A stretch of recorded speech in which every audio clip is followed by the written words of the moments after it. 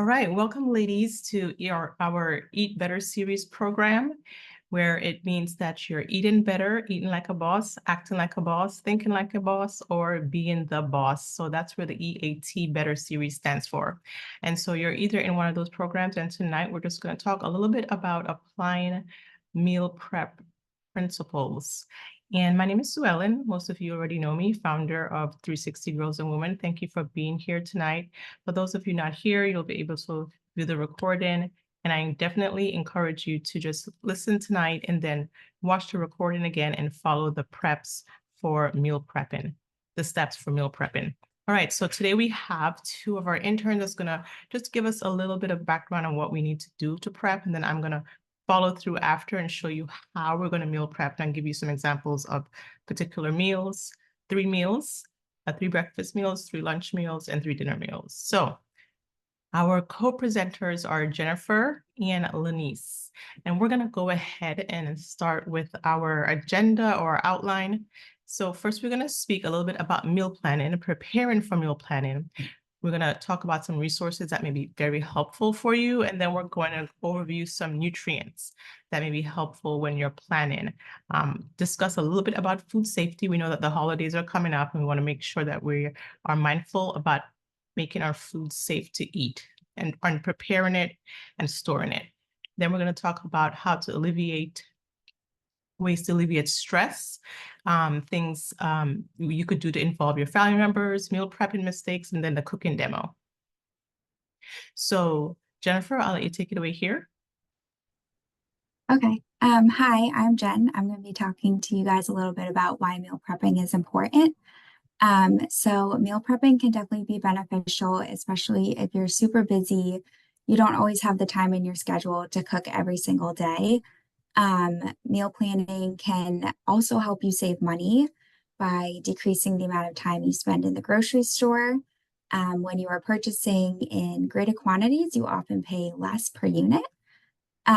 Studies also show that making your meals at home can help with creating more balanced meals, supporting your immune system, reducing the risk of illnesses like heart disease, improving your sleep, and boosting your fertility by consuming more whole foods without the additives that you may get through takeout or going to restaurants. You can, okay. So it's also important to make a note of your current inventory or supplies that you currently have in your pantry or in your refrigerator so that you can determine what is needed for a grocery store trip. It's important to add plant-based proteins, healthy fats, starches, and vegetables to your grocery lists for a more balanced meal. And it's also very helpful to schedule specific days to prepare your meals and to grocery shop.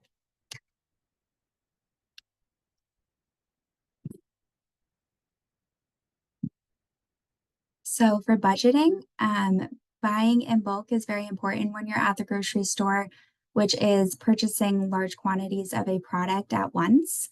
There are some advantages to buying in bulk that it could lessen the frequency of your shopping trips. And also purchasing in greater quantities, you often pay less per unit. The unit price is price per one item or per ounce.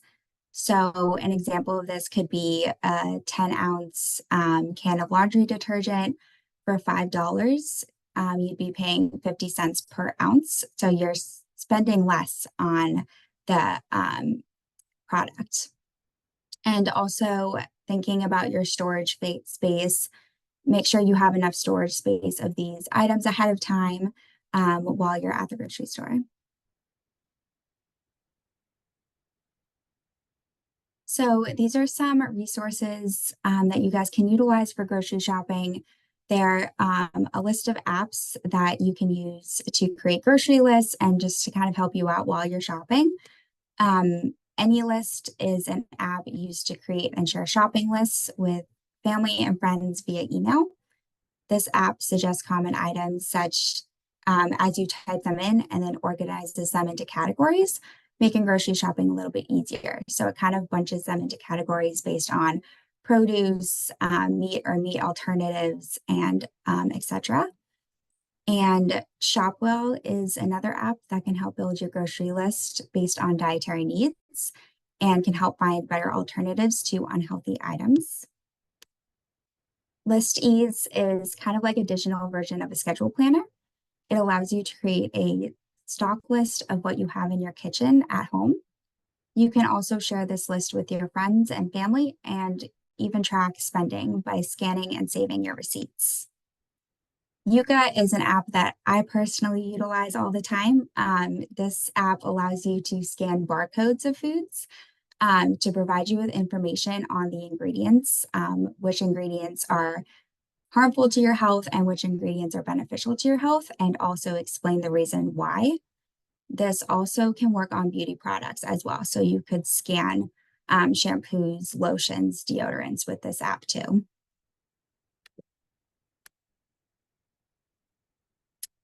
So just a little overview about nutrients. Eating a balanced meal provides you with nutrients from various food groups to function optimally, maintain a healthy weight, and also reduce the risk of chronic diseases. To really maximize your plate, you want to try and have a balanced meal of carbohydrate, protein, healthy fats, and vitamins and minerals. Carbohydrate sources should ideally come from whole grains such as quinoa, brown rice, whole grain bread. And these whole grains can really help provide a lot of fiber to your diet, which can help you maintain a healthy weight, control your blood sugar levels, and also reduce cholesterol levels. Studies have shown that eating plant-based protein sources such as tofu, chickpeas, and beans also contain high amounts of fiber, which can aid in weight management and help reduce the risk of heart disease as well. Some healthy nutrients and minerals to consider, especially for women, are iron and folate. Iron is important for women because women are more likely to become iron deficient because women menstruate, and iron is very vital for carrying oxygen throughout the body. Iron deficiency can affect about 40% of girls and women. Menstruation is a big cause of this, but also certain dietary factors can cause low iron absorption. Some factors that can cause low iron absorption are coffee, tea, calcium supplements, because they tend to bind onto iron and decrease the absorption rate. So definitely be careful to separate these, and also foods that are high in oxalates can have this effect, which are found in spinach and kale. If you want to have lower oxalate foods that are also high in iron, you can consume bok choy and kidney beans. So the recommended amount of iron can definitely vary depending on what stage of life you're in. They recommend for women that are 19 to 50 years old, 18 milligrams of iron daily. If you're over 50, 8 milligrams of iron, and if you're pregnant, 27 milligrams. And a reference of some foods that are high in iron are lentils, tofu, and spinach. A cup of cooked lentils can contain 7 milligrams of iron. A cup of raw spinach can contain around 3 milligrams of iron. Another nutrient that is important for women to consume is folate, because it can help prevent anemia and also help form new red blood cells. And some sources of folate can be found in green leafy vegetables such as spinach and asparagus and lentils.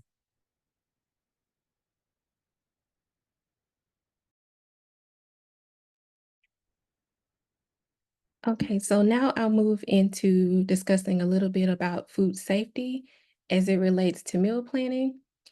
It may be tempting to run several errands while you are out grocery shopping, but it is recommended once you complete your grocery shopping that you return home and get your items refrigerated within 2 hours. If you live in a very warm climate, it's recommended that you return home and refrigerate them within an hour. And warm climate meaning above 90 degrees. So if you plan to run errands after you've completed your grocery shopping, it's recommended that you pack a cooler with ice packs and put your perishable items in the cooler. When it comes to thawing, as it relates to meal planning, maybe you decided you want to prepare some fish or other items that you already have in your freezer, there are four main ways to safely thaw food, and they include refrigeration. So you can take your fish out maybe a day before and place it in the refrigerator for thawing. You can also thaw items in cold water, being careful to replace that cold water about every 30 minutes to ensure you um, have the proper temperature for thawing. You can microwave that item for thawing, and you can always cook without thawing.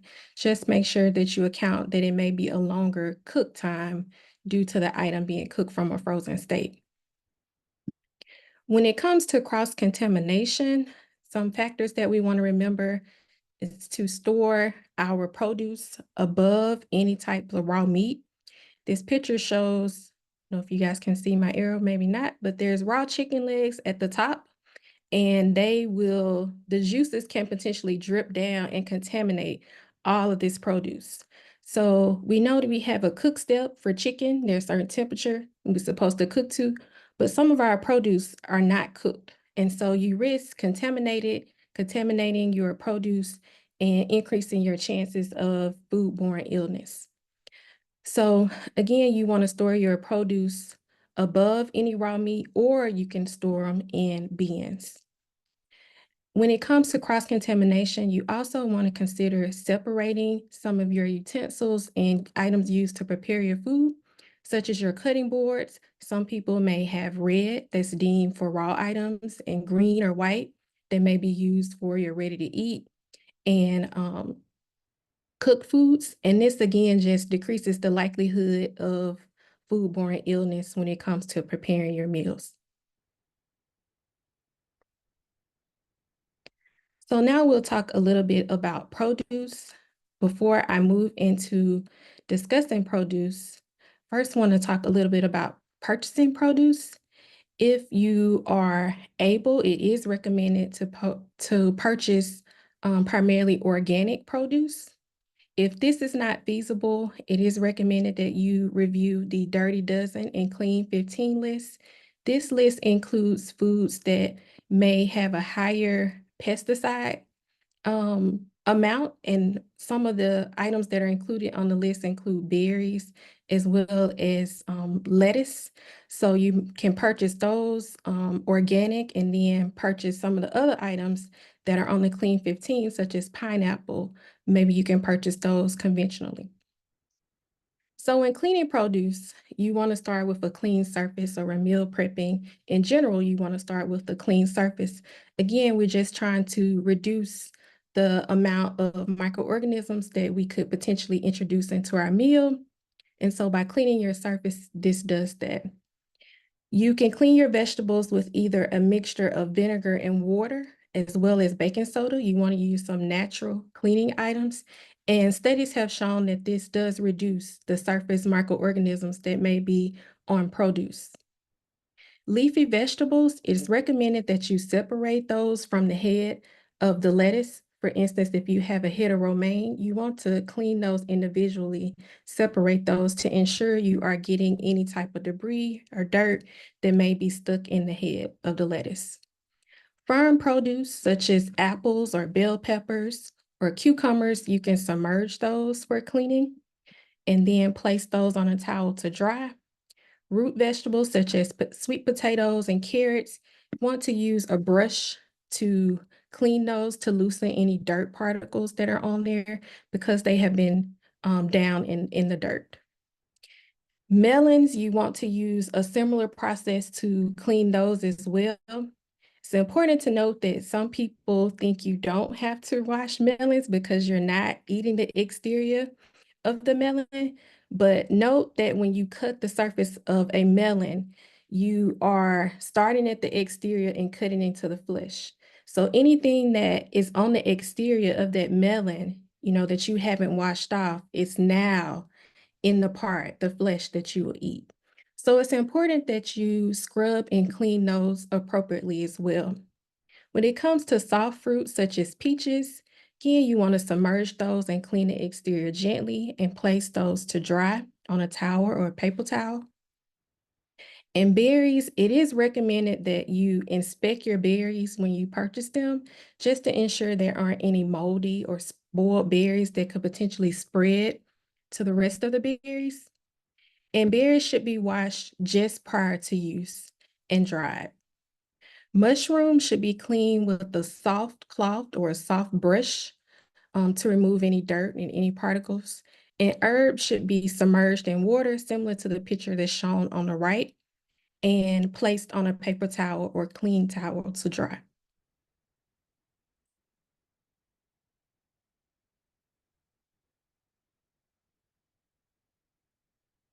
So now we'll move into storage and reheating as it relates to food safety. Again, you've done a lot of work preparing your meal, and so you want to ensure that you maintain optimal quality when you're storing, as well as safety. So we'll start with refrigerating food. Again, you'll hear me refer to the danger zone. So which is 40 degrees Fahrenheit, between 40 degrees Fahrenheit and 140 degrees Fahrenheit. And so when you cook food, you're above, that 140 degrees Fahrenheit. And it starts to cool, but you want to limit the amount of time that it's in that danger zone. And that's why we have the time to place the food in the refrigerator within 2 hours after preparing. It's important to note that soups and sauces, when you make those large batches, they may have spots that take a longer time to cool. And so it is recommended that you perhaps divide those into smaller portions so they can cool down faster and you're not in that danger zone that could potentially support bacteria growth. When looking at packages, it is important to store your food in BPA-free containers. BPA is found in certain plastics as well as liners of metal cans. And BPA has been shown to be an endocrine disruptor. And so just when you're looking to package, you want to perhaps use glass. That's an alternative, which is shown in the picture.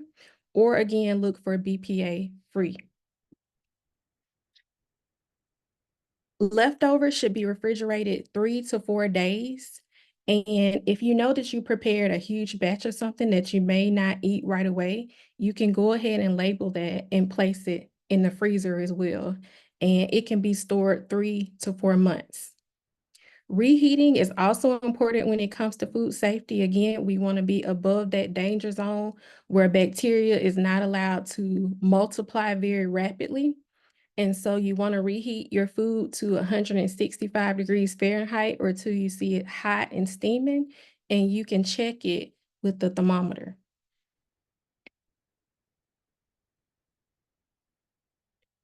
So ways to elevate your meal. We hope that you are always satisfied with the meals that you prepare, but if you are not, there are ways to elevate your meal, and they include herbs and spices. Herbs and spices have many beneficial health health benefits. They can decrease inflammation. For instance, thyme can be used to reduce inflammation as well as menstrual cramps. Cilantro is known to detox heavy metals, and adding herbs and spices can also reduce the amount of sodium, sugar, as well as fat in some of the recipes that you may use. Using herbs and spices herbs and spices can also be used to make sauces or seasonings, including tzatziki or harissa. They can add a colorful finish. You think about adding your mint or chives or parsley. They can also elevate a tomato. Think about a plain tomato and then a tomato that you've added some oregano, some fresh onion and garlic. And so that's a way to elevate your meal. It's important to note that when doubling a recipe, increase your herbs and spices by not at all, one time. So you use the same amount or 1.5 times. It's not doubling your herbs and spices when you double your recipe. When looking at different amounts you may use for herbs and spices, you would use about a tablespoon of fresh herbs. If the herbs are dried, that is equivalent to about a teaspoon. And if they are ground, such as in that white dish, you would use about a half a teaspoon. So the more processing that is conducted on herbs and spices, the less amount that you use, the more potent they become. So how can we get our family members involved? You may have done a lot of work with prepping.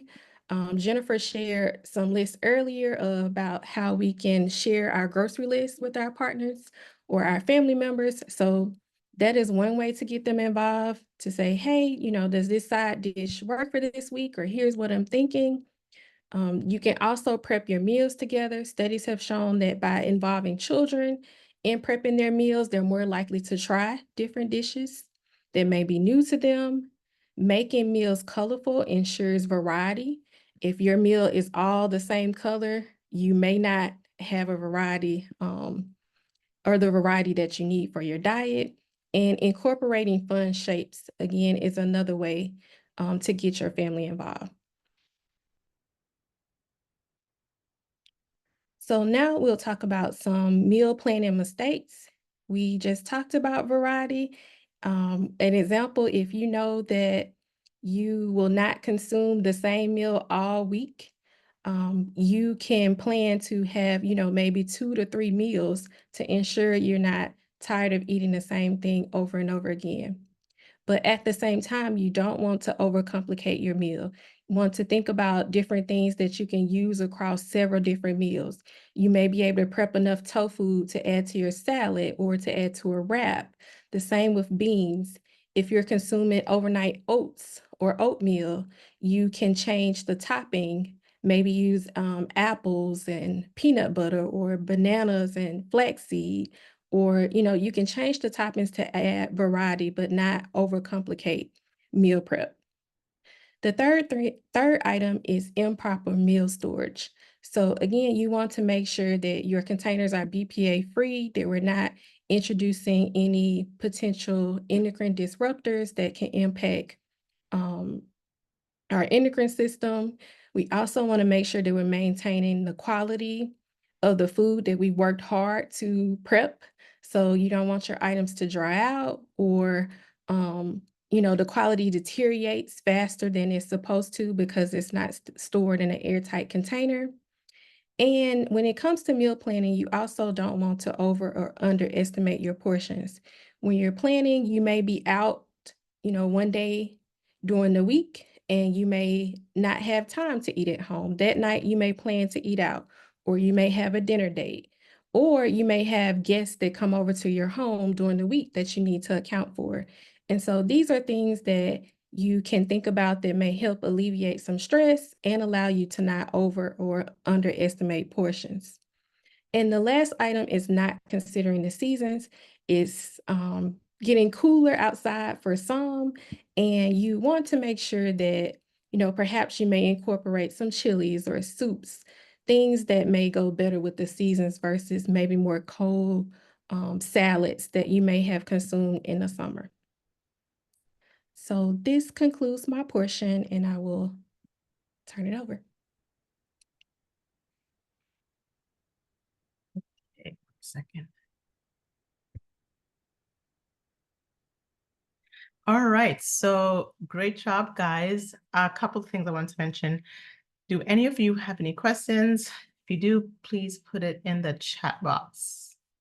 You don't have to wait till the end. You could ask here, or we could try to communicate during the presentation. The second thing is, I like that there was discussion about washing your watermelon, washing certain fruits, because there's conversations about, oh, when you buy certain items like avocado or hard skins, you could just cut into it and use it. But you definitely want to make sure you're washing your certain produce to make sure that there's no contamination. And with those types of contamination, it could affect your gut and foodborne illnesses and things of that sort. And so you definitely don't want to not wash those outer surfaces, even though you're not going to eat them, because the knife is going from the outside to the inside. And that's a common error that I see with a lot of my patients or even family members when they prepare food.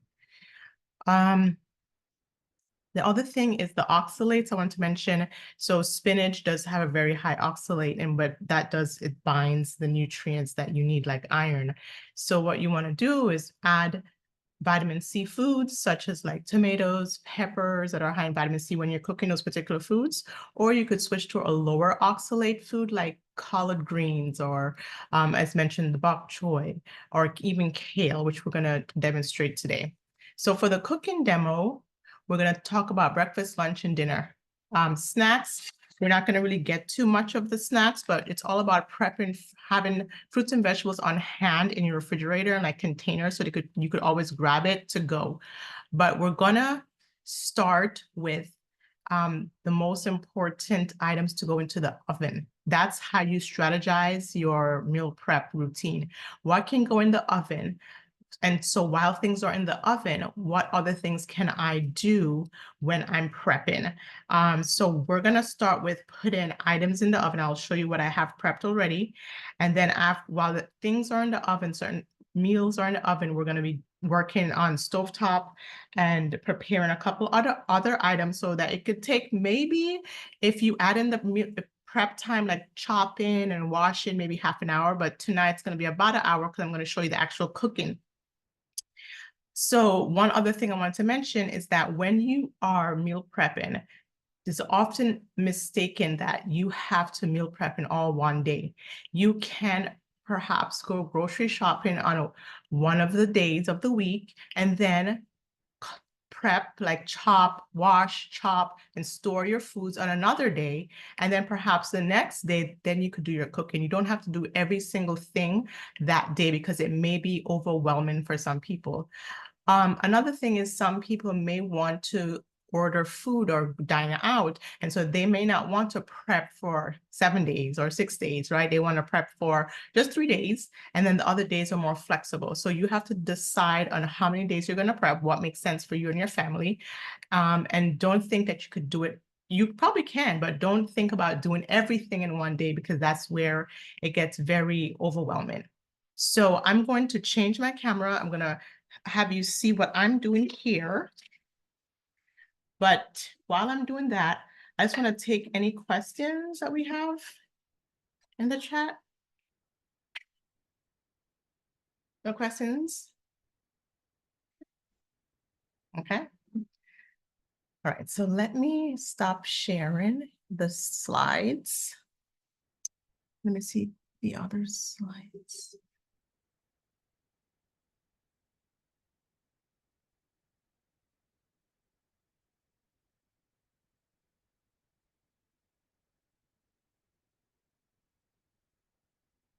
Okay, so this particular slide, I want to mention what we're going to make today. So tonight we're going to be making for dinner. I'll go backwards.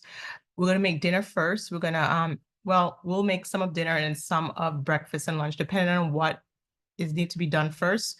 But dinner consists of walnut meat, and I'll show you how to make that, pasta, and then you'll have some sweet potatoes or pasta, so you could alternate, and you'll have like a salad or green leafy. So if you think about that plate guide, you'll have your protein, your carbohydrate, and half your plate vegetables for dinner. So that's what dinner looks like. Lunch, we're gonna do mason jar salad preps, right? So you can add different types of beans or the same bean, or you could add tofu. So we're gonna have some with tofu, some with just beans, and some with edamame.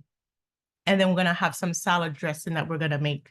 Then for breakfast, we're just gonna have a simple yogurt. We're stacking it with fruits, seeds, and then we're gonna have like a little muffin that you could complement with that yogurt type of fruit parfait that you make. You could also use the muffins as a snack in between the meal, or use it to add with another meal if you wanted to.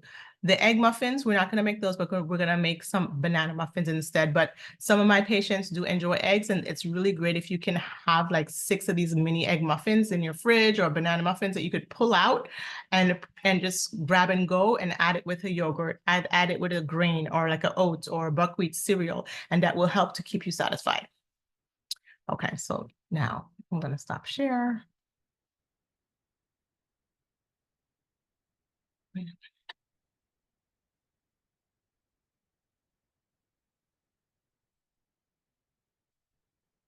So now I'm gonna show you what I have, what we're gonna do.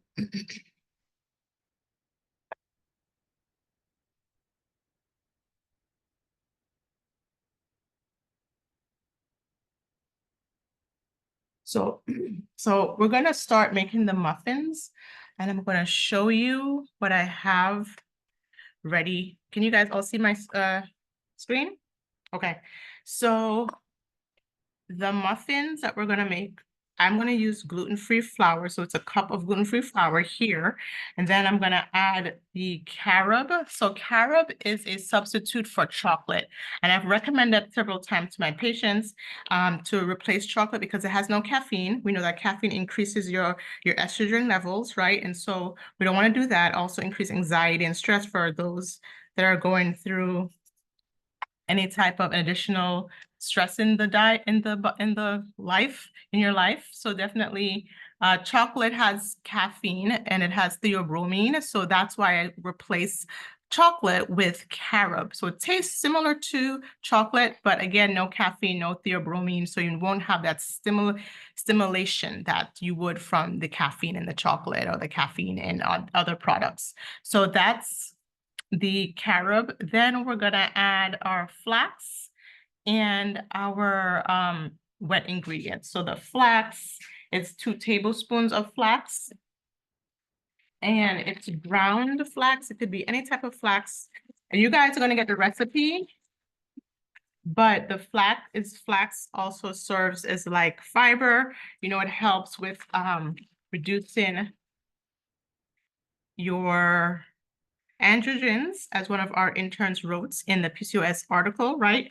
And if you have high androgens, if you suffer from PCOS, for example, the excess estrogen or progesterone, that will help. But also flaxseed is great for menopausal state as well. So it has those omega-3s. So you definitely want to include that in your diet. And it has a little bit of protein, but mainly healthy fats and fiber.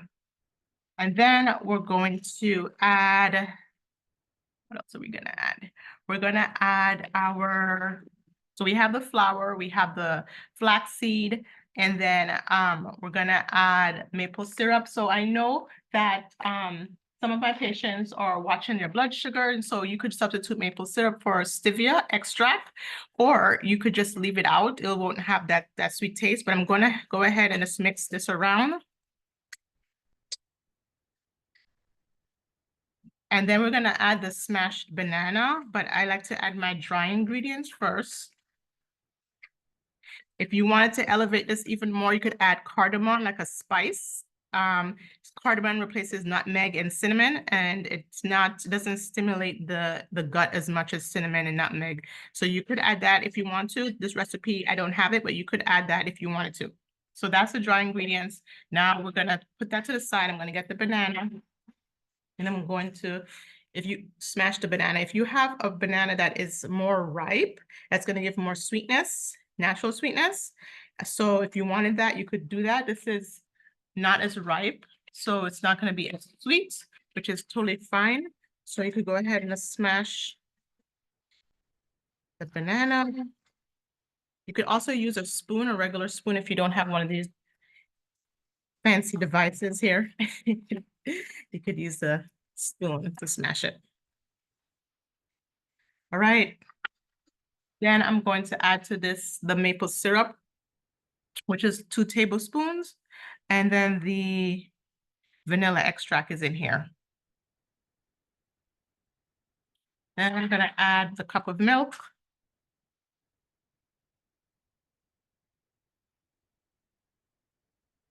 And I'm going to just stir this around.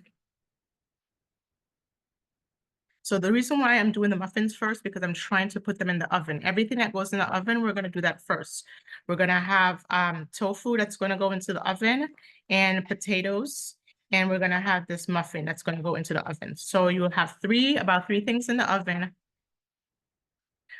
If you don't smash the bananas, you just have chunks in your muffin, but that's okay.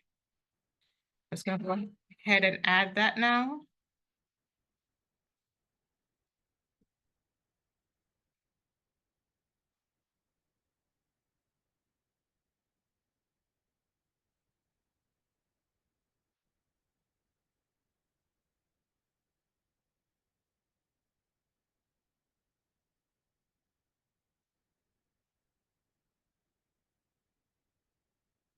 So just mix it around to make it nice and smooth. Doesn't it look like some kind of chocolate dessert? But it's carob.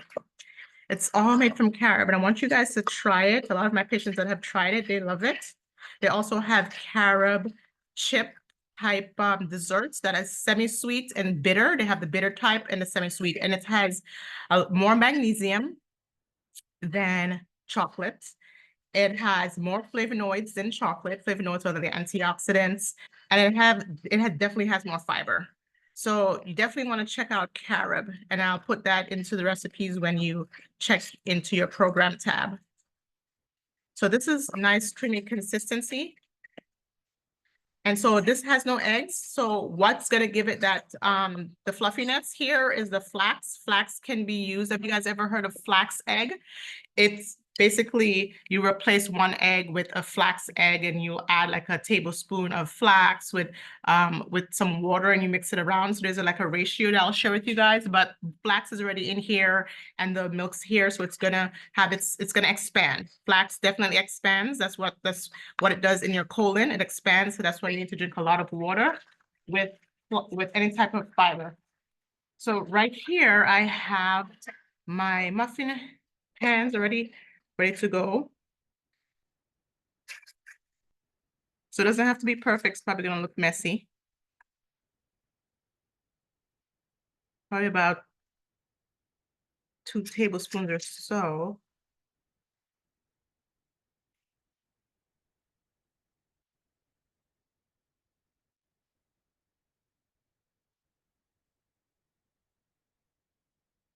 Okay, can someone let me know if they've tried carob? It's kind of too quiet in here.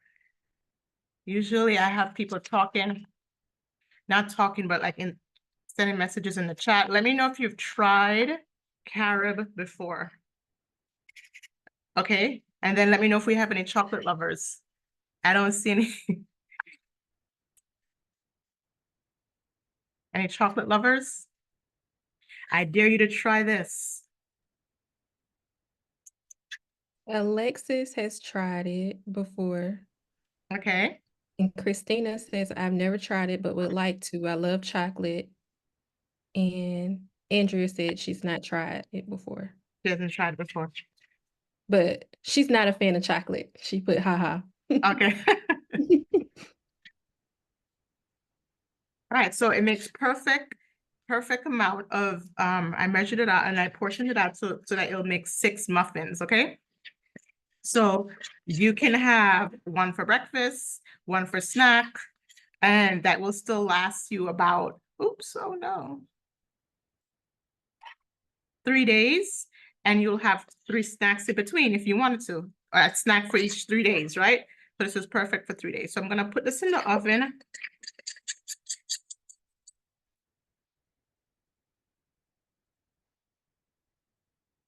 So your oven should be already heated to 375 degrees Fahrenheit. So I already had my oven heated already during this process. And I actually have some water boiling. So the key to meal prepping so that it goes smoothly is that you have everything chopped, washed, diced, water's boiling, oven is hot. Because if you are like trying to chop one thing and you're like, oh, I forgot to put the oven on, I gotta wait. Or, oh, the pasta's not hot, now I have to wait. Then it's gonna keep you behind. So I'm gonna pop this in the oven, so I'll be back.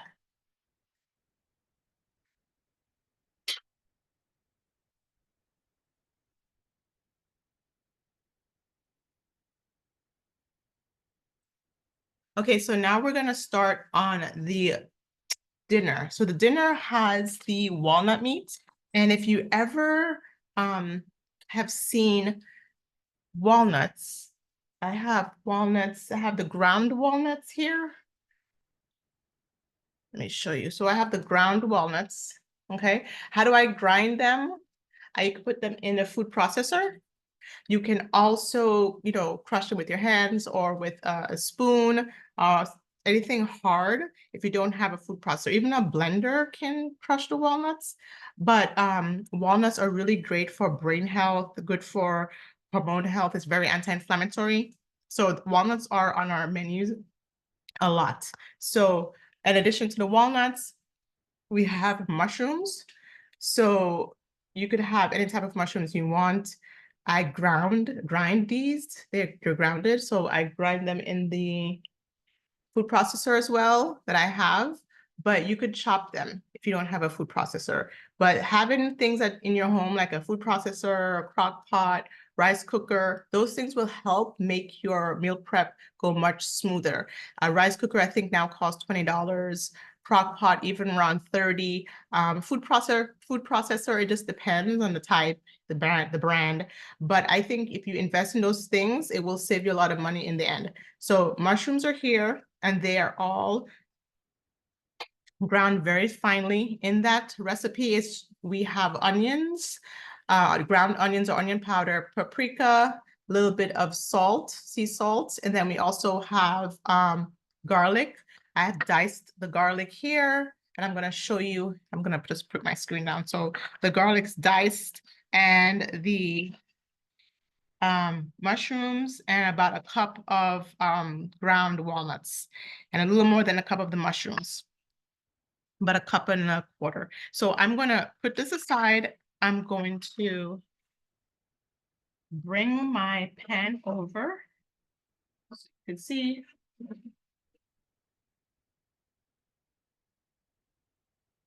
my hot plate.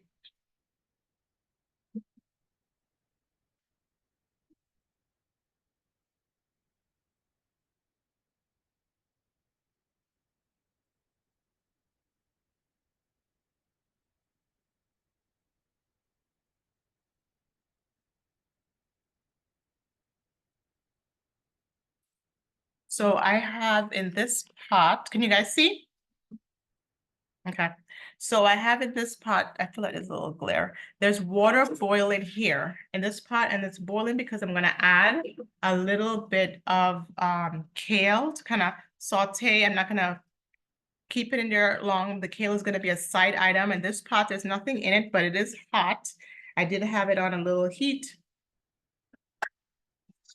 And I'm going to add to this pot the oil. So the oil we're gonna use is avocado oil. So just 2 or 3 sprays of avocado oil. You probably need more. And then we're gonna add the garlic to this, so saute the garlic. But while I'm waiting for that to get hot, we could always use our time wisely. So the water is here boiling. I'm going to just add some kale. So again, you wanna have your vegetables cut up and washed and chopped, processed beforehand. This definitely helps you with time. And about 3 cups of kale, or even more, because you could eat vegetables, unlimited amount of vegetables. And you're just gonna have them steam. You could put a little bit of spices towards the end. I don't like putting it now unless it's no water. If you put too much spices in the pan and there's water in it, it also dissolves into the water. And unless you're making soup and you're gonna drink the water, then you're kind of wasting it. So this is also not going to cook a lot. It's just gonna steam. And sometimes I use less water than this. So I'm gonna let it steam. And this is gonna be accompanied by your lunch or your dinner meals, right? So that's gonna steam a little bit. And you know it's ready until it's bright green, right? So it's kind of like a dull green now. When it gets bright green and it's kind of soft to the touch or feel, then you know it's a little ready. I keep the stalks in there because that's fiber. Some people take them out. You could eat all of that, right? And some people eat the kale raw, but you have to be careful because if you have thyroid issues, you know, kale and cabbage, eating kale and cabbage has increases of goiters.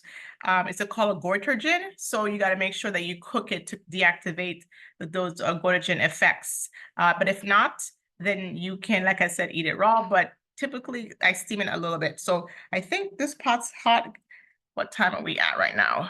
All right, so I'm gonna put, I don't know if you could hear that. It's kind of like cooking, but the garlic is gonna saute a little bit. And so I'm using appliances such as stainless steel. I'm using like wood spatulas. Be careful on what you cook with. Cookware is important. So in cookware, nonstick pans, plastic leach chemicals into your food. So that's important for your hormone health, blood sugar, or just endocrine function, or just your general health, right? Whether you're a man or a woman. So the garlic is sauteing, and I like to use a generous amount of garlic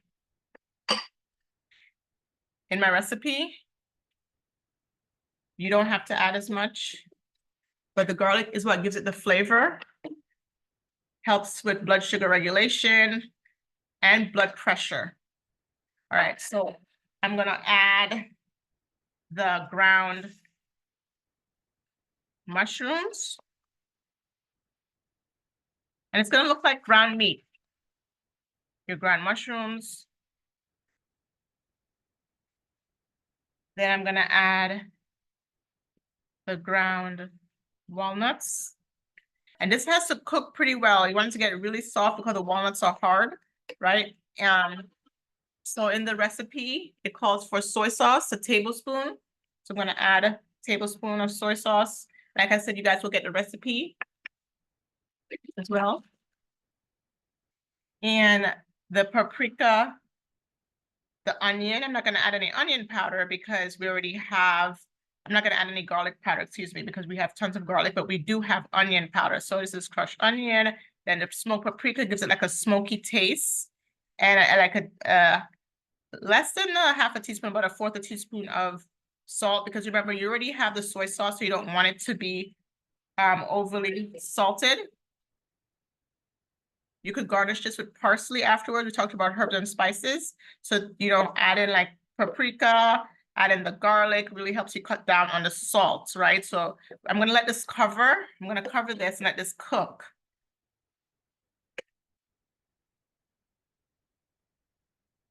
So our kale is ready, it's done. I'm gonna take it out, turn it off. And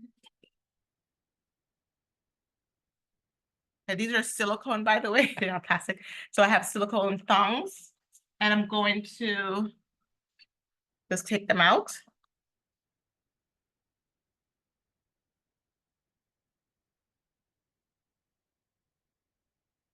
See how they're bright and green? Bright green. A lot of chlorophyll, right? Chlorophyll is really important. So as you will see, the theme of our cooking demonstration today is going to be a colorful type of meals. You want to make sure you're eating the rainbow. So the reds, right? From the tomatoes, we're going to add in our salad. The greens, lots of greens, right? Because that green leafy vegetables have shown in research to help with preventing cognitive decline. So you want to make sure that you're eating lots of greens, but also it helps with making your body more alkaline and also providing those key nutrients, the folate, the vitamin A, the C, vitamin K as well, right? So here's our green leafy vegetables. So we cooked a bunch of it, at least 3 cups or more. And then you're gonna put this aside and into your container. And I'll show you at the end how we're gonna package this into our little meals. So that's done. This is cooking, and we have the muffins in the oven, right? So they're gonna be in the oven for about 30 minutes to 30 to 45 minutes. You wanna make sure it's nice and brown, and I'll check that. So I'm gonna move this, and I'm gonna show you what I'm gonna do with the tofu, because that's going in the oven. And also potatoes are going into the oven. So if you think about it, as we said, for your dinner meals, you're going to have that ground walnut meat or the ground meat. You could add pasta with it. You can also add potatoes with it. So we have 2 different types of starches, but you're gonna repurpose that ground meat and use it in different ways. One could be over pasta, one could be with a potato, and it's vegetable. You could alternate the vegetable that you're gonna use. Today, we're gonna have green leafy kale, and then we're gonna have the green leafy salad with other things added to it. So those very simple. So actually, I'm gonna use that same water and boil the pasta, because some of the vitamins and nutrients are in this water from the kale. So I'm gonna use that to boil the pasta. And the pasta that I'm gonna use, this one is from Trader Joe's. This is a legume gluten-free pasta, but you can find any pasta that is gluten-free. Typically, I have my patients eat gluten-free because a lot of my patients have GI concerns. And so usually we get them off gluten first. We do get tested. So everyone doesn't have to go gluten-free, but typically the wheat is a type of gluten. But anyway, I love these because they're high in protein. This is a legume pasta, and it has 15 grams of protein in a serving. So it's really high amounts of protein here, lots of fiber.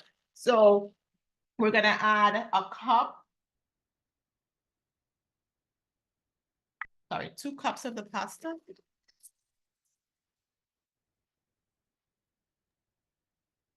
You have a question too from Christina about the kale. Do you want to wait or? No, go ahead. Okay, so she had a question about how are you going to season the kale? Afterward, I'm gonna put some olive oil and I put a little salt. So I didn't do that because I said I had water in here.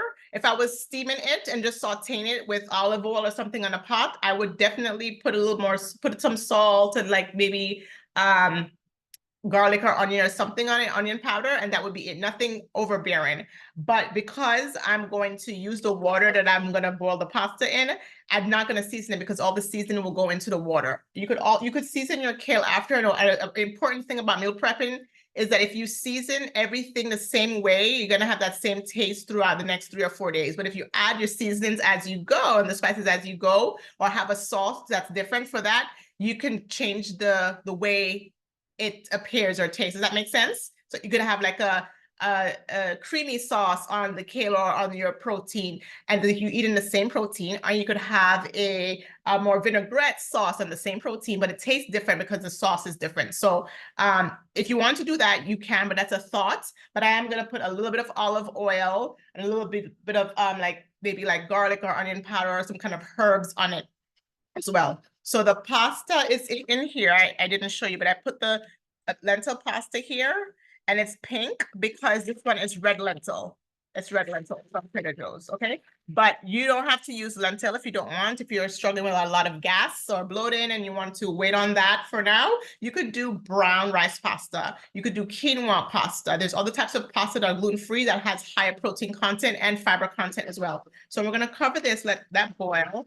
I'm going to show you what's going on with the ground meat. And again, this ground meat, you can add tomato sauce, okay? Tomato paste, sugar-free, just whatever tomato sauce you have, but you don't want to add it to the whole thing, right? You could separate it because one day you're gonna have pasta with tomato sauce, and one day you're gonna use this and have this with just the way it is with some potatoes, right? So that's the reason why we don't add like a whole tomato sauce on the whole thing, because then you're forced to eat tomato pasty meats or walnut meat for 3-4 days, versus if you add the sauce to the pasta and the meat later, you'll have a different type of experience with the same protein. So we're gonna push this aside and I'm gonna show you the tofu, how I prep the tofu.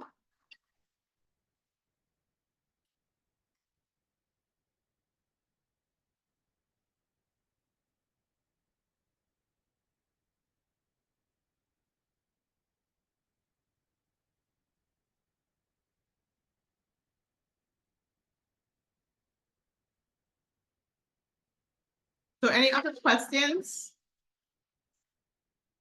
I'm gonna check on the muffins. Any questions?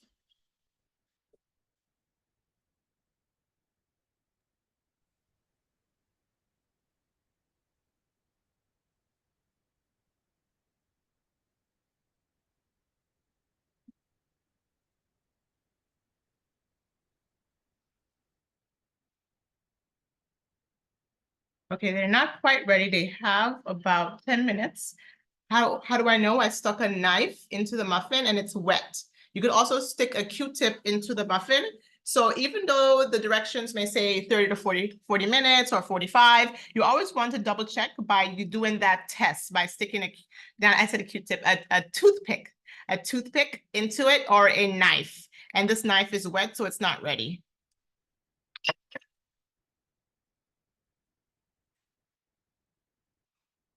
Okay, so I'm gonna use organic super firm tofu. And this organic super firm tofu is a texture that I want. The super firm is hard enough, chewy enough for me. And there's different types, so you could experiment with that. And so I just simply take it out of the pack and I pat it dry with paper towel. Okay, so it looks like this. All right, and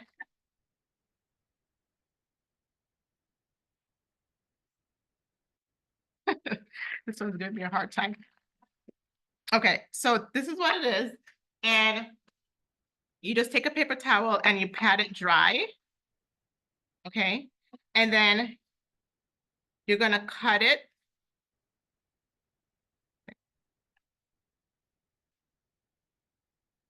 Into 6 slices. So, or if you want to cut it into smaller slices, up to you.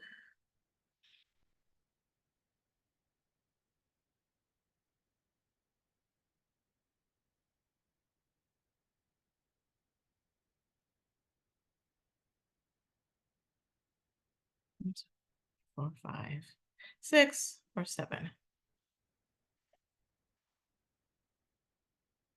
This is 7s, okay? I cut it a little bit thinner. And then I also want to cut it this way to give it more surface area, because when you season the tofu, you want to season it well. And if you cut it in just long chunks, unless you're marinating it overnight, it won't get the flavor you want. You can just break it apart and cut it even more. So the smaller you cut it, I think that it'll be more well seasoned, right? Every piece will be more well seasoned when you cut it. So I actually already have some tofu that's already in a pan. I'm gonna show you. I didn't season it yet. I'm gonna show you. You could add any kind of spice you want. This one, I'm going to use curry. Before, when I did other couple classes, we did in our couple classes, let me see, we've done like Asian style tofu. We've done Caribbean style, like jerk. And now I'm gonna do curry. All right, so I'm gonna check the pasta, by the way, because pasta takes a really quick time to cook. Pastas usually cook in about 15 minutes. The legume pasta may take a little longer, but I just checked it and it's not ready yet. So I'm going to get the tofu over. It's the pan.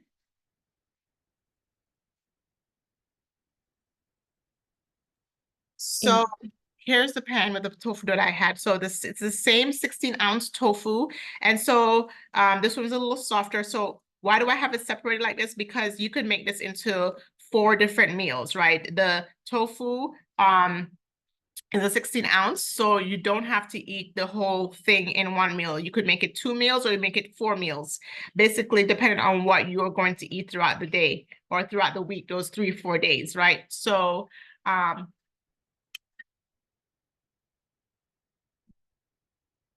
just checking so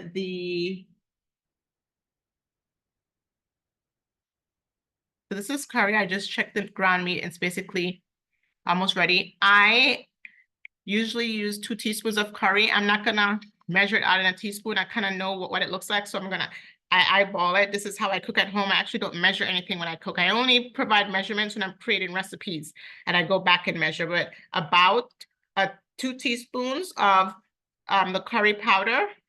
And that's gonna be in the recipe that I have for you. And curry stains, so you have to be careful. And this particular curry basically is a mixture of different spices. That's what curry is, mixture of things like turmeric, fenugreek, cloves, paprika, some of them have it, pepper, this one has cayenne. I also like to add onion powder. That's basic, and you don't want to have a lot of ingredients because remember, you're busy. We're all busy and you don't have a lot of time. So that's a teaspoon of onion powder, and then garlic powder. This is the onion flakes, and about a teaspoon of the onion flakes. And if you have leftover garlic from the ground meat, you can use it. And I do have some leftover. So I'm gonna add that in there because this is gonna bake and it's gonna provide a nice flavor.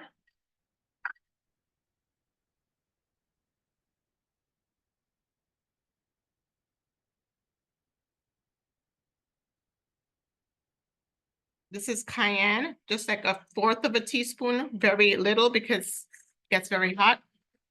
And you could add additional turmeric as well. This is soy sauce. You're gonna add 2 teaspoons of this. Not much.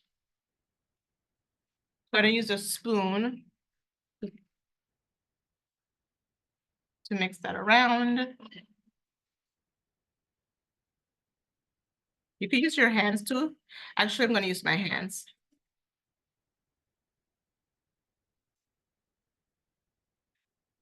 So when you use curry, the color, it gets brighter and brighter. And turmeric is very anti-inflammatory, so I'm gonna add a little bit of turmeric in here to heighten the color. And you could add a little more sodium if you want, like salt, sea salt. If you want to add some sea salt, remember the soy sauce has salt in it already.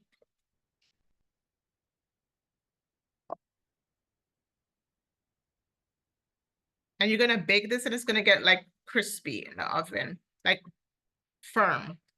And the garlic is gonna be roasted. So that's what it looks like. I'm gonna just add a little bit of extra turmeric. But I'm checking the pasta over here. So it does require multitasking, right? You're checking the pasta, the stove is off. I turned the stove off of the ground the ground walnut meat, and I'll show you what that looks like in a second. So I'm going to I'm gonna pull out the muffins right now because I don't want them to overcook. So give me a second.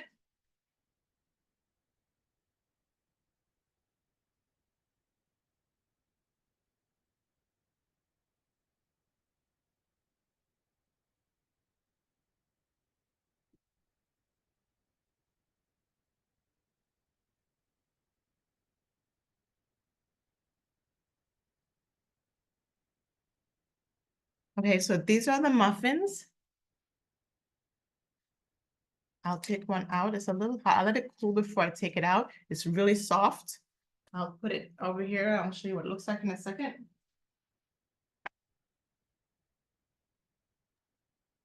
You have a question too about how to store the muffins. Where Yeah, should you we could. store the muffins after they're done, from Andrea? Yeah, you want to cool the muffins. So I'm gonna add like about a teaspoon of the turmeric. This is a spice, ground turmeric. It's also gonna elevate the antioxidant profile. So as far as the muffins are concerned, you're gonna let it cool and you could store in an airtight silicone bag or BPA free zip bags. I have these silicone type bags, zip bags. You could use silicone as food grade safe, different types, or you could just use zip bags, regular BPA free zip bags. And you could freeze them about 3 months. If you want to freeze them, you could refrigerate them for about 3 days, 4 days. And after that, I would, not eat them anymore. Because usually we say store things in the refrigerator for about 3 or 4 days. You don't want to eat the same thing over and over again. Especially if it's an animal product like a protein, the protein denatures. The protein denatures after a few days and it becomes not healthy to eat, especially if it's animal protein. So you definitely want to make sure 3 to 4 days is kind of like the rule of thumb when you're storing things. So I'm gonna just rub that in.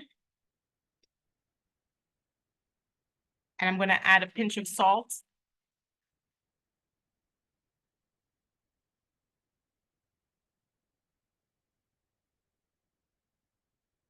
And so that's it, very simple. I'm gonna pop that in there for about half an hour. What time it is? It should be ready about the time the class ends. And I'll show you how to prep that.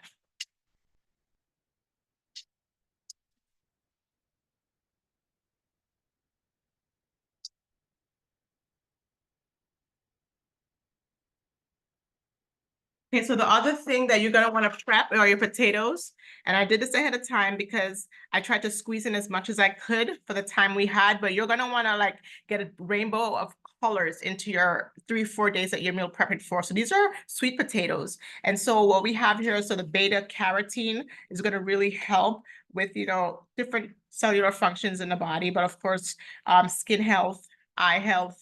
I have the Japanese sweet potatoes here as well, that lots of magnesium to help keep you calm and healthy. right? So you definitely want to make sure you're adding something different than just rice or pasta in your meal. So we have pasta and then we have the potatoes. Those are our two carbs that we're gonna switch off with the ground walnut meat. So I'm gonna pop these in the oven. But before I pop them in the oven, any questions on how I made this? I kept the skin on these Japanese potatoes because they're extra fiber. I took the skin off of these because I didn't like how the skin looked, but generally I keep the skin on. Any questions about how I prepped this? I just basically washed it, sliced it, and then put it on a pan. You can spray a little bit of oil, like avocado oil if you wanted to. And sometimes I add like seasoning to it, maybe a little onion powder, garlic powder, but you don't have to because you can flavor it at the end, again, as I mentioned. But if you wanted to cook into the flavor, that little extra spice is okay. We have a question from Christina. You just talked about flavoring at the end. So she would like to see how you add different spices or sauces to the foods as needed during the week to make different meals. She said she's never done that before. She wants, so I just did a little spray oil. She wants to know what? How you add different spices or sauces to the foods as needed during the week to make different meals. So I think elaborating on how you talked about separating the walnut meat and Yes, maybe doing I'm the gonna show you how tomato. to do that. Yeah. So we're Mhm. gonna separate the walnut meat and we're gonna add a tomato sauce on it with the pasta for one meal. And then for the other meal, we're not gonna add any particular sauce. We're just probably going to add with the kale some seasoning on the kale with olive oil, and that's it. We're not gonna season the walnut meat anymore. So that's how you're making two different types of meals. One is gonna be like a tomato sauce based walnut meat on top of your pasta. One is gonna be just the regular plain walnut meat that we made with all the spices on it. And then you're gonna combine that with your potatoes, which is your carbs, and then your kale or a salad, right? So you have an option. We're gonna make a salad in a second. So you're gonna have an option of 2 carbs. Your protein kind of stays the same, but you kind of, like I said, add a sauce to it to make it different. So I'm gonna pop these in the oven. I'll be right back.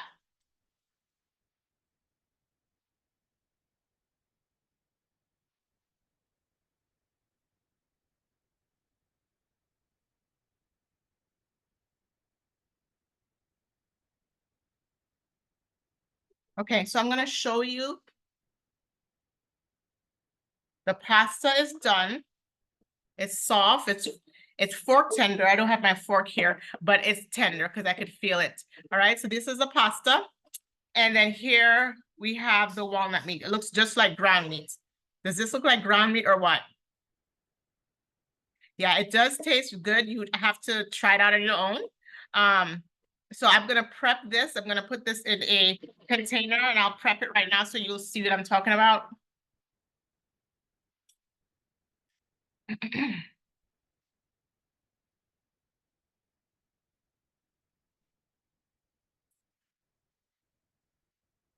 So here is your container.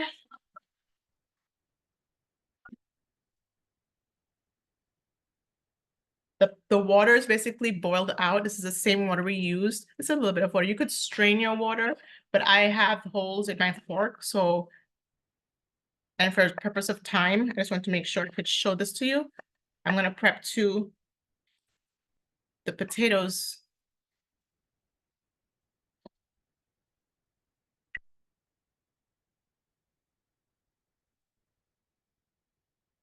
The potatoes take a good half an hour. I should have put those in earlier.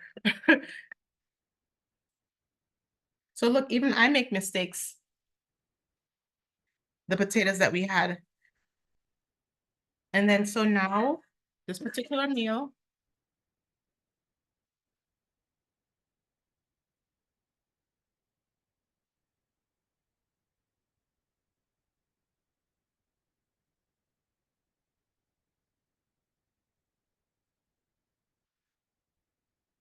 so I'm gonna add a tomato sauce on here so that it will have the flavor of like pasta. I did not season the pasta. Some people add additional salt. It's just too much sodium, right? So most of my meals are not low, extremely low sodium, but they're moderate amount, low to moderate in sodium.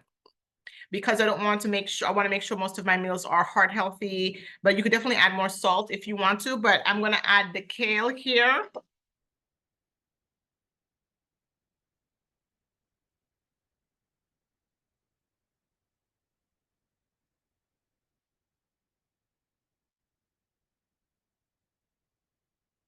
And I'm gonna sprinkle a little bit of the sea salt. Sometimes when you add sea salt towards the end of the meal, it enhances the flavor. It just depends on what it is. So let me get the sauce.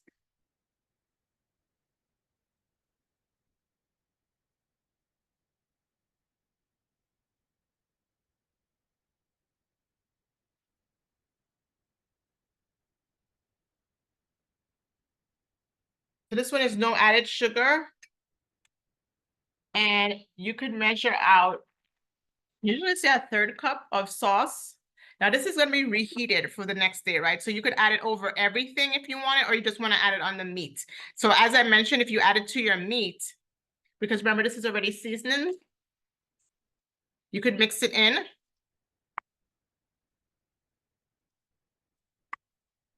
And you could also add it on your pasta if you wanted extra sauce.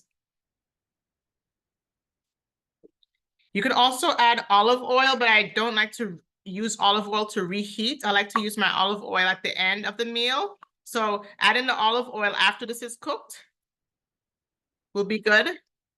So it's just a third cup of sauce additional. So this is one meal. It's gonna taste different because there's sauce on it. And then you cover it up, refrigerate it, okay? So this is one.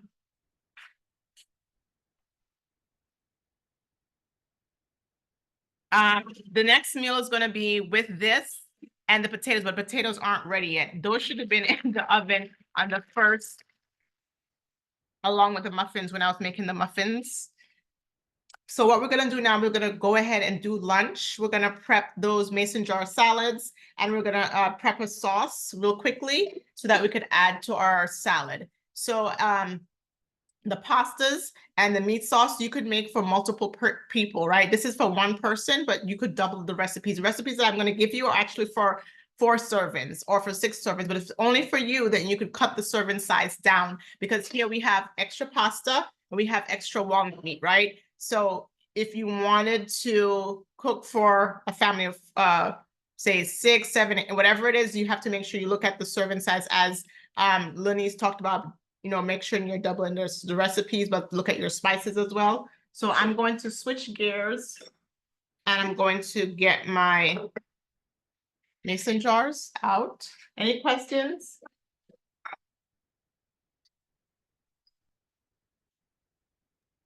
What kind of milk did you use for the muffins? Yeah, I use soy milk, organic soy milk, and that's going to be in the recipe as well. I did not use oats. I did not use almond because I needed that extra protein in the muffin. And I also wanted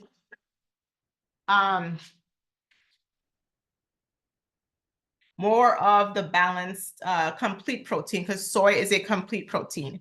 And so oat is not, almond is not. And they also are different nutrient profiles. So that's one of the reasons why I love organic soy, because it has a lot of the nutrient profiles similar to also cow's milk. It has also similar protein, similar carbohydrate as cow's milk. And I don't really recommend cow's milk. Well, I don't recommend it for different reasons. But I have my mason jar here. I'm going to start with my sauce.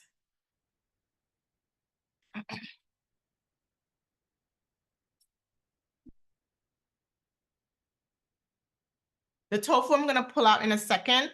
The tofu, ideally, you could make it very crispy.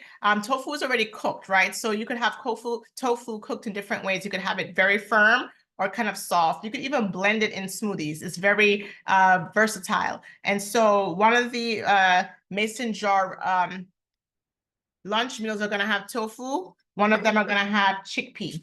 One of them are gonna have edamame. So that's how you're kind of varying your proteins.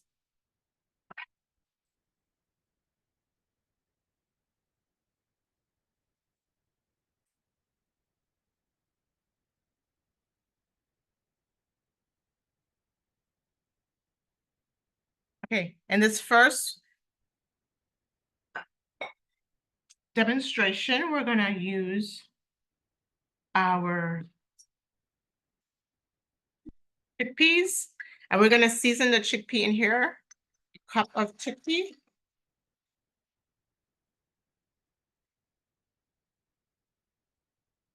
So one is gonna be with tofu and two are gonna be, or one could be with tofu and edamame, depending on when the tofu is done, but I'm gonna use chickpea for 2 recipes.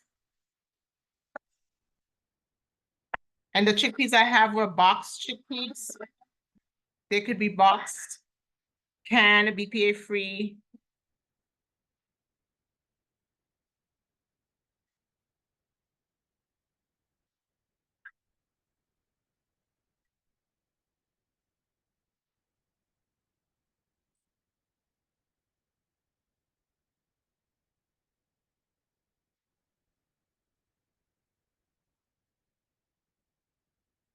So I'm going to make the sauce. And if you've ever looked at a couple of my recipes, there's Caesar, vegan Caesar, there's a vinaigrette, there's a few sauces, but I'm just going to do the simple recipe where we're gonna add olive oil.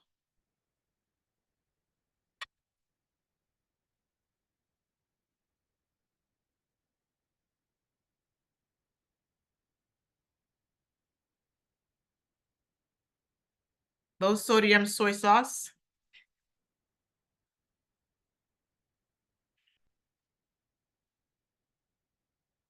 This is a season called Herb de Provence, and this is from France.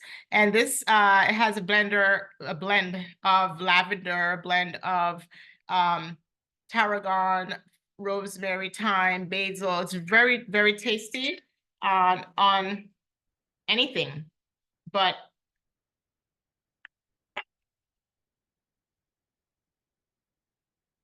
about a tablespoon of that. This one calls for just a squeeze of lime. So we're gonna squeeze that, trying to get the seeds in, but they usually just end up falling.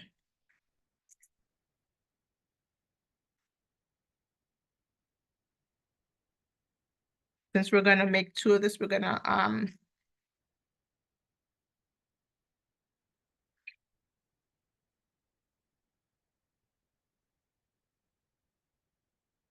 seed escaped from me.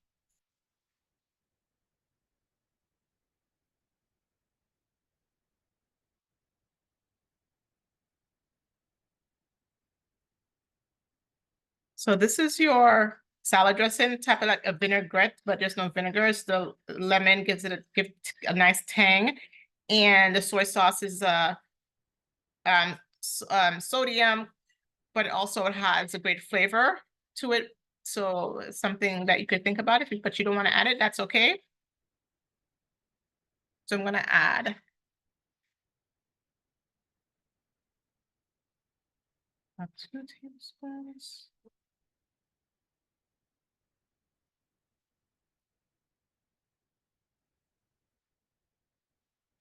So this is gonna stay in the fridge and marinate. It's going to have a great marinade to it.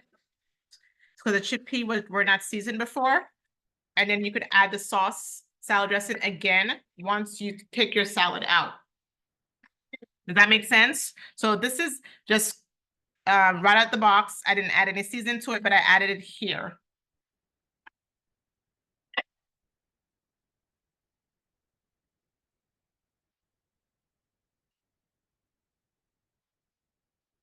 Then you're gonna add cucumbers.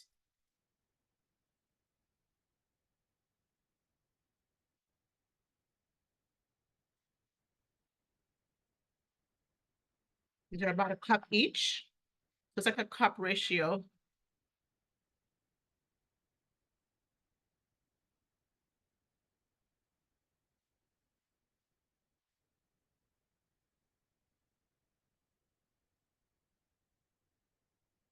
You actually could add tomato to one of them and one of them cucumber to make it different, but I'm gonna add tomato with the edamame.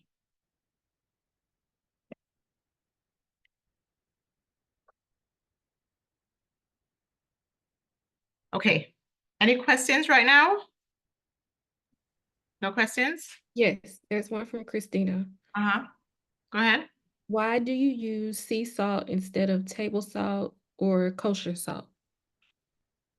So sea salt, I use Celtic sea salt because it has a higher amount of minerals. And we often hear that our soil is depleted of minerals, and some people, even dietitians or health providers, say that our soils aren't depleted with minerals, but it has minerals such as the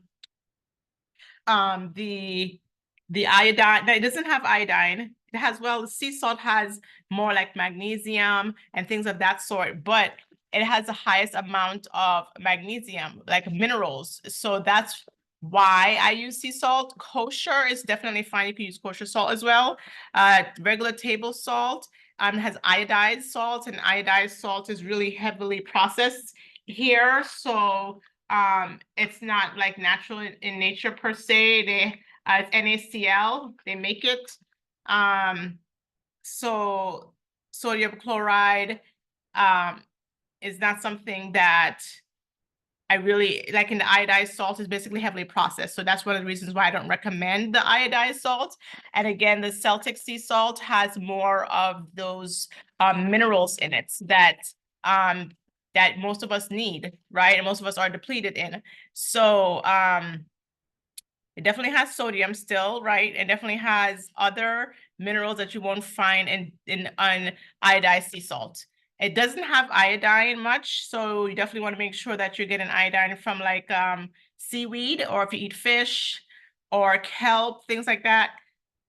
So that's one of the other concerns. Some people say, oh, because people are now eating Himalaya salt or sea salt, it's so popular now, but they're not getting the iodine. And iodine is really important for pregnancy and for thyroid function. So if you're having thyroid issues, you definitely want to make sure you get an iodine through other ways. I definitely don't like iodized salt, but I do like seaweed, and different types of sea vegetables. So back to this. So now we're here, we could add a combination of things. We could add, one could be tofu, or the other could be just by itself.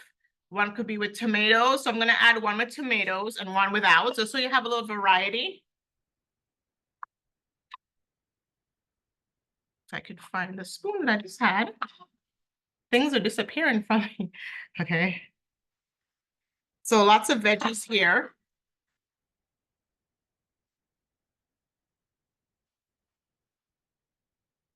One, we're gonna add spinach.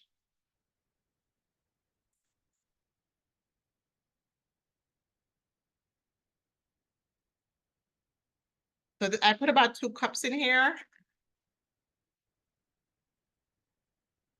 Lots of veggies. And again, you'll have additional salad dressing on the side that you would add to this.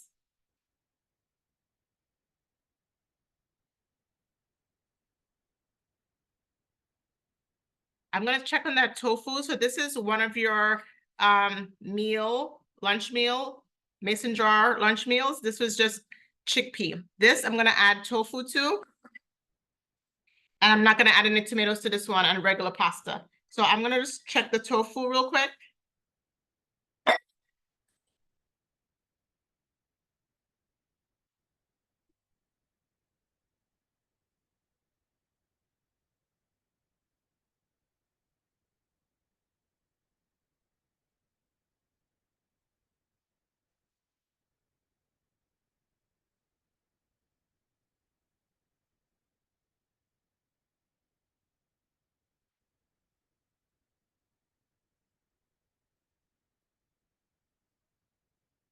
So here is the tofu.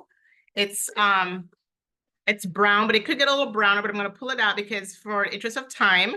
So I'm gonna add this to one of the meals here.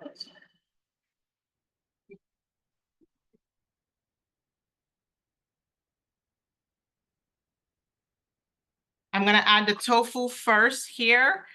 Then I'm going to add, actually I'm gonna add the tofu in here and also here. So give me 1 second. It's hot, so I'm gonna go to the other side to get the pan. Any questions about the tofu? I'm gonna actually put it on a plate so I could show you.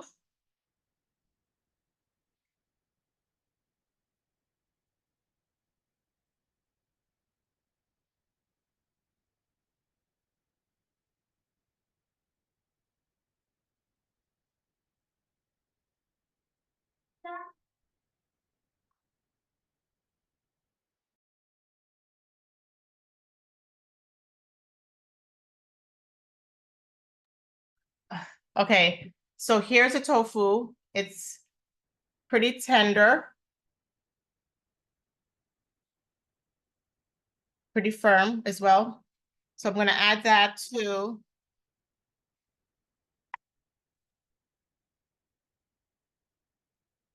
oh, it's very hot.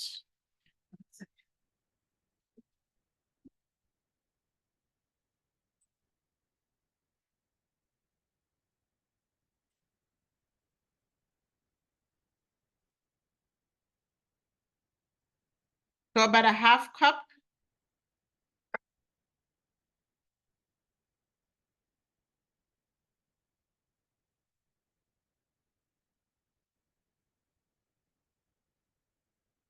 And you could add additional protein on this one.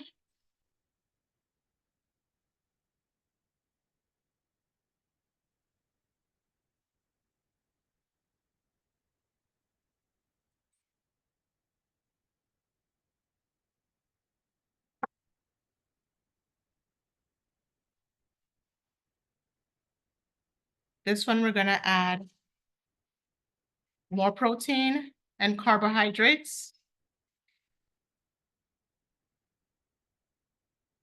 You could have added the beans to the bottom, but it's okay.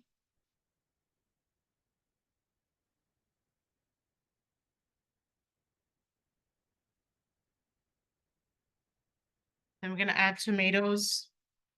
The order basically is if you want the items that are softer to go, you don't mind the items getting soft, such as if you don't mind the beans getting a little soft and tenderized, then you could put it towards the bottom.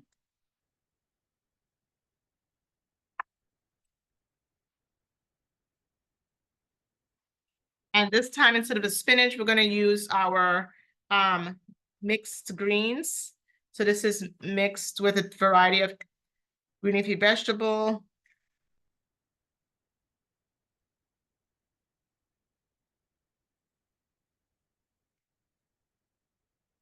And I usually eyeball it, but if you want to put at least 2 cups of green leafy raw, then you'll definitely get a lot of vegetables in, and you'll meet your daily requirement plus more.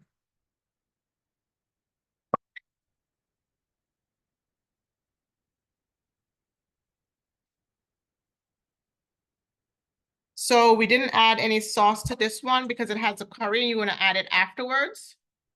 This one I seasoned the chickpea, so it's here. This one is a tofu. The sauce that I want to make, what time is like an almond. It's a little over. It's a nut sauce that you can add to this at the end. So let me finish up this one here and add the mixed greens. This one doesn't have tomatoes in case you didn't want tomatoes. This one has cucumbers. One has cucumber and tomatoes. One of them don't have tomatoes. So that's how you get a little variety. If you want to add every single one with cucumbers and tomatoes, definitely up to you. I just want to show you some variety and how you can mix and match your mason jar meals.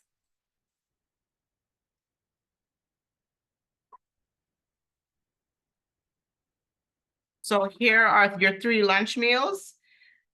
And you'll have your sauce in a small little container that you bring on the side. So one is different type of it's a legume. Beans, lentils, and peas are considered legumes. Chickpeas here, high in also magnesium. And you have your tofu and edamames here. And this one is just chickpea. All right, this one has tomatoes, this one doesn't. So now let me get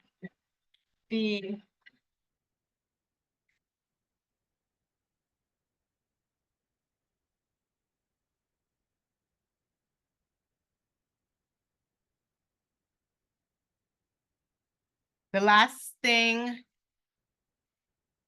Well, actually, we have breakfast to make, so I think I'm gonna make the sauce later and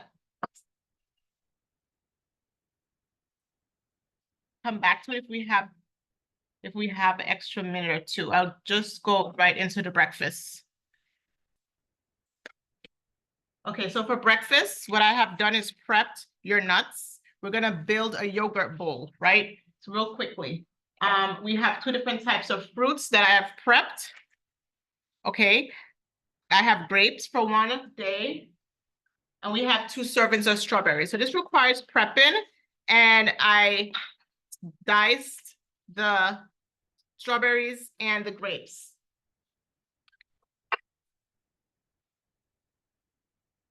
Then we have our seeds. Okay, so this is hemp seeds, which has more protein. We have chia seeds and flax seed. So excuse me, when you build your yogurt bowl, you definitely want to make sure you're having a combination of nuts and seeds, especially if you're not adding any additional protein.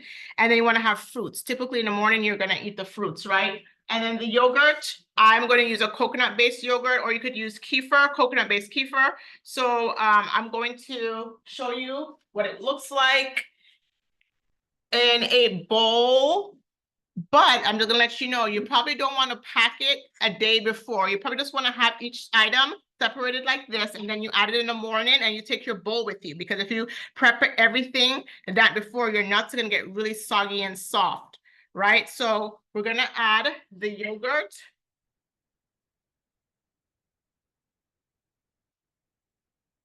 Okay, so there's 2 cups of yogurt.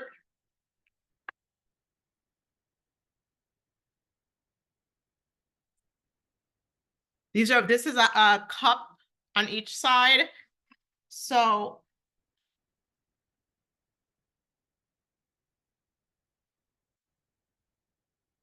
that's 1 meal. And then we could pick whatever nuts we want or whatever protein. So I'm gonna pick the pecans for this particular day, because remember, you're prepping for 3 days. So one day can be pumpkin seeds, the other can be cashews. Then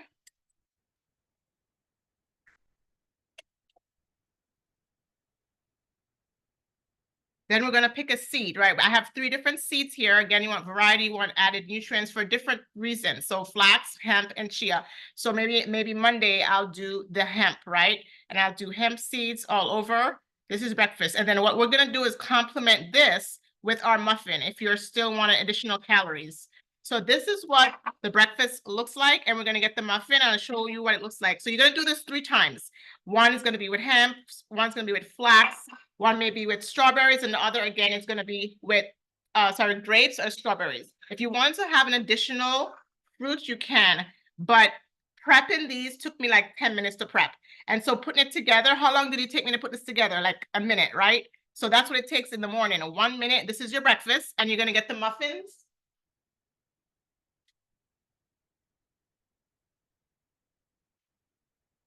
So these are what the muffins look like.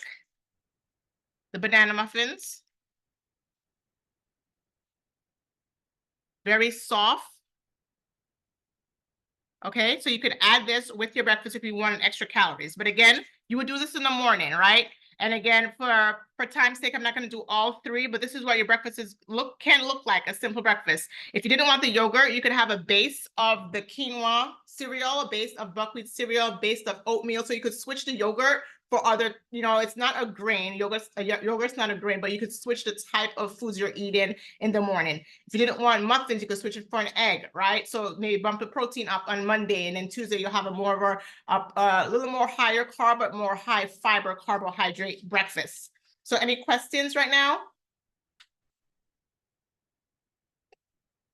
about breakfast? Okay, so we just prepped lunch. We had all our mason jar for 3 meals, and breakfast is going to be consistent of cutting all the the fruits in your silicone zip bags, or if you want to put them in containers and have strawberries and grapes in one container, and then in the morning you add strawberries, and then Tuesday you add grapes, and then so forth and so on. So that's one meal. I'm going to get the potatoes out the oven. I'm going to show you how we're going to prep the potatoes with the brown chickpea. So I'm going to use a container here.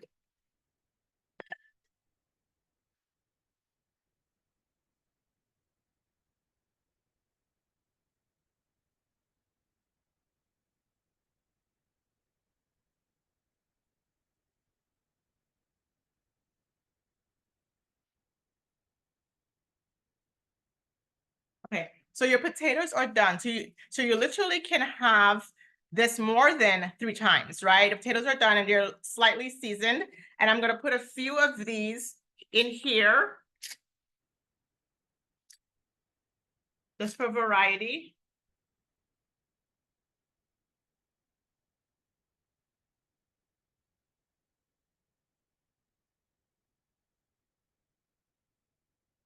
Well, I'll just keep it that way.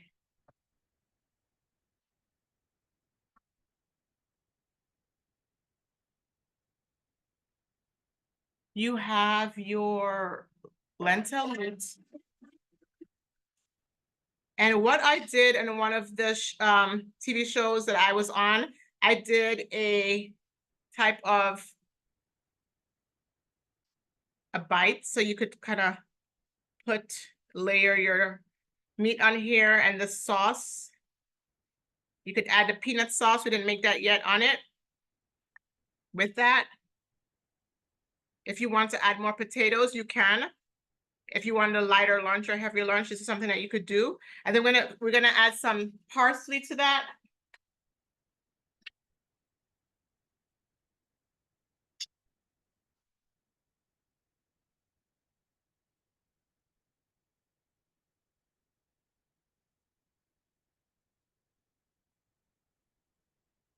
So parsley has great amount of vitamin C and other nutrients. So this is going to get soft, and that's okay. It's okay if it's soft, right? Because it just adds more flavor. But if you want it to be crunchy, you would add it at the end. You could also add your salad. So I wouldn't add a salad in here. I would add a salad separately. So you could add the kale to this if you wanted to, right? Because you have 3 days. This is one additional day. You could add the kale in here, or you could add the salad on the side. So this sauce that I'm using is a vegan avocado dressing sauce. I know how to make my own Caesar salad dressing with hummus and with other sauces, but for time's sake, I'm going to show you, I'm going to use this and add it. And I had this as a backup just in case I couldn't show you how to make the sauce.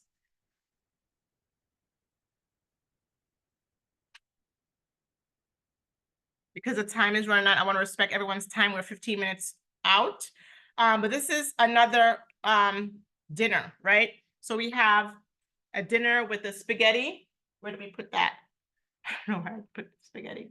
The pasta meal, here we go. So in today's class, I'm gonna kind of line out what we have made. Oops.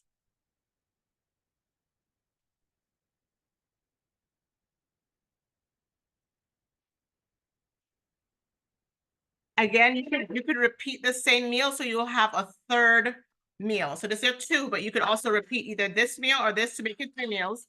You have your breakfast. You have some snacks if you wanted to.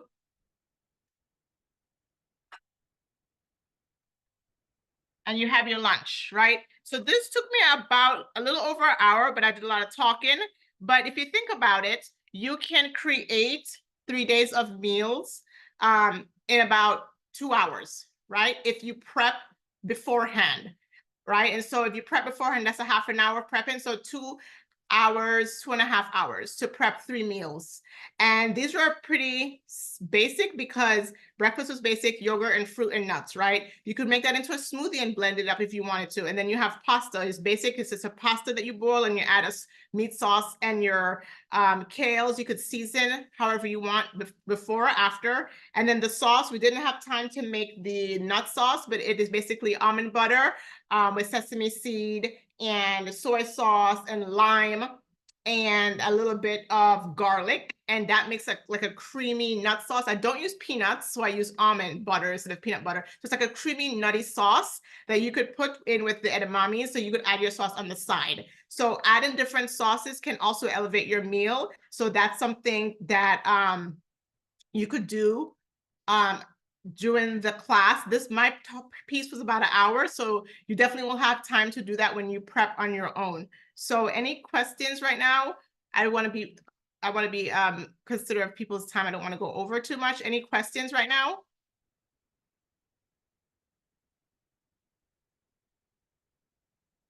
So I look in the chat box. This was great. I would love to eat it all, Christine. Oh, thank you so much, Christine. I really appreciate that. I wanted to make sure that it was somewhat doable for you guys. And I kind of did this in a little, like an hour 15, but I really think you guys could like nail this. You just need to know what you're going to make, prep it either the day before or half an hour before, and you make 3 meals, 3 snacks. And then again, you're only going to be cooking twice a week, because if you cook one time, that's 3 meals. You cook another time, that's 3 meals, that's 6. It's not quite 7. Maybe one day you could go out to eat, right? But the point is that this is doable. And I hope that I've demonstrated that for you, even with the little time that I had. And I wanted to, like I said, make it really, you know, realistic for you. So this is what it is. Andrea said this was really interesting. I love the variety. Okay. Okay, good. So we're gonna wrap it up. I usually like seeing it happen. Yeah, I recommend that you rewatch this and try to prep at least 1 or 2 of the meals, right? Watch the video and prep it and say, I'm gonna try this. And then you'll have the recipes in your program, the program tab, all the recipes, including the item that we didn't get to do, which is the creamy nut dressing sauce, right? That you could use for one of your salads. So thank you guys so much for joining today. Thank you to my interns. It's their last week with me. They did an awesome job the last several weeks. And thank you guys for coming. And we're gonna end our session tonight. So I'm gonna end the recording.